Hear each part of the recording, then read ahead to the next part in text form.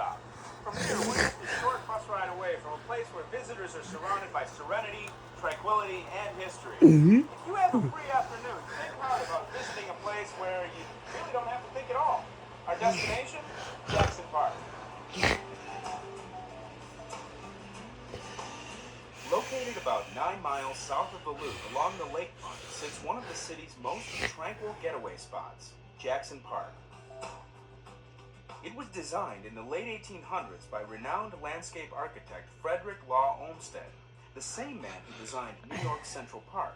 Today, over a century later, Jackson Park endures as one of Chicago's most popular natural and historic gems. For a look at this historic place, we met up with Tim Samuelson, a resident of the area, cultural historian for the Chicago Department of Cultural Affairs, and our tour guide for the day. It's gorgeous. Tell me a little bit about it.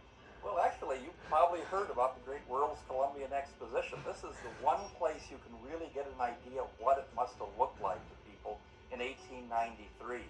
This is the former arts building at the World's Fair. Of course, was redone as a Museum of Science and Industry. Soon after the completion of the World's Columbian Exposition, the buildings were demolished, leaving only the former arts building. Other features were replicated years later, like the Republic sculpture of 1918. But a recent tale has sparked imaginations about the fair and its majestic location. When people come to Chicago and they want me to take them around, they always say, take me to the site of the World's Fair. There is the novel, The Devil in the White City, which everybody's read. And part of the story tells about architect Daniel Burnham having the challenge of building this huge World's Fair almost virtually overnight. And so it takes place here, and it mentions the buildings and the site. So people come to town, they want to see where it happened. For fans of nature, you'll find 253 reasons to come to Jackson Park. That's how many species of birds you can find. And bird watchers flock here from all over the country. Adorned with binoculars and a field guide, Doug Anderson of the Chicago Audubon Society will show even novice bird watchers the best ways to identify and observe birds that migrate to the park. Birds like the rare Caspian tern or these barn swallows. Birds like different kinds of habitat. And when you get a variety of different kinds of trees and shrubs and open space, as well as heavily wooded areas, that's what attracts a tremendous number of birds. Doug leads his free tours April through December at 7 a.m. on Wednesdays and 8 a.m. on Saturdays, starting from the Darrow Bridge just south of the Museum of Science and Industry. Don't forget your binoculars. The natural landscape draws all sorts of wildlife and humans to this oasis within an oasis, the Osaka Garden on Wooded Island. Osaka, Japan is one of Chicago's 23 sister cities. The garden grew up around the former site of the Ho-Oden Pavilion, which was built by the Japanese government for the Columbian Exposition. Once you enter Osaka Garden's gate, be prepared to refresh your spirit. One of the special feelings that you get from the Osaka Garden is almost a feeling of enchantment, a true oasis in the middle of a big city. The Japanese garden isn't a typical garden either. It's designed to be explored. Far removed from the nature of Jackson Park is a stunning example of the innovative residential architecture created just after the World's Fair. Jackson Park Highlands, right? It's a designated Chicago landmark. Really great houses. Actually, the whole housing stock. Architecture tours. Wander around.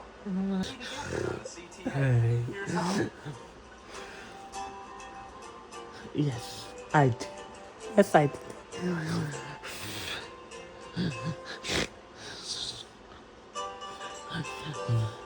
59, 61st, 66, 68, 67, 67, 69, 71st Street, and you're right there. So the next time you want to get away, consider exploring the nature and history right here in the city, in Jackson Park.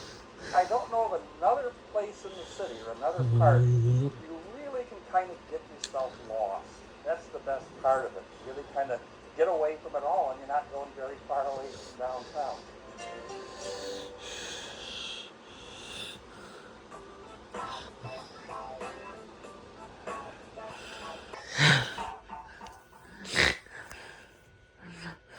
We're taking the number 3 King Drive bus back north, and along the way we'll pass by McCormick Place, one of the busiest convention centers in the world. It's where people gather, ideas flow, and a number of CTA bus routes serve conventioneers and McCormick Place employees year-round. The All Candy Expo is just one of the many treats found at McCormick Place. Chicago's premier convention center is the largest in North America, and recently it became Candyland, as hundreds of candy makers from around the world gathered here to promote their I sweets. do that.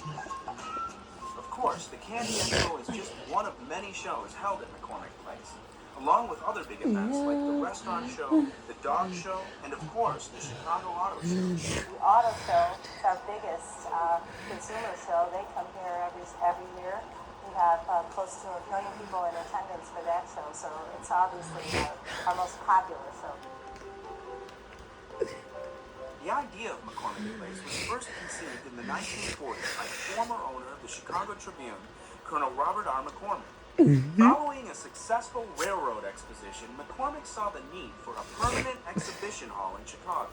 It wasn't until the 1960s that McCormick Place was built. And just 7 years after its construction, a fire destroyed the building. That's it. The Lakeside building was quickly reconstructed by 1971, and McCormick Place has been expanding ever since. In the 1980s, a north building was added, and in the 1990s, a south building.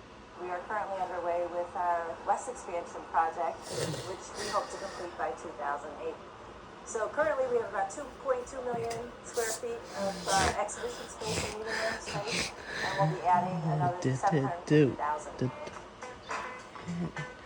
The Erie Crown Theater and Grand Concourse make McCormick Place even more attractive to big conventions and trade shows. But it isn't just about space.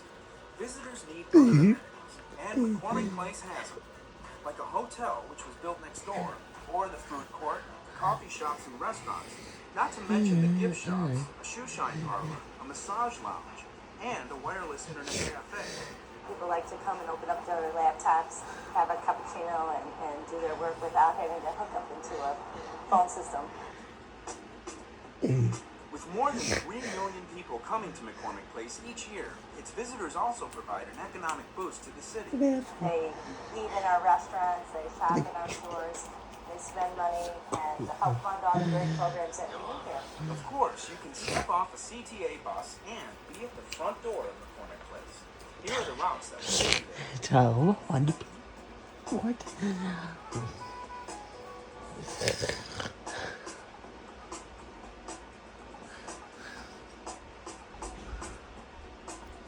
So the next time you're going to check out the latest in lollipops or another event at McCormick Place, remember to hop on board the CTA.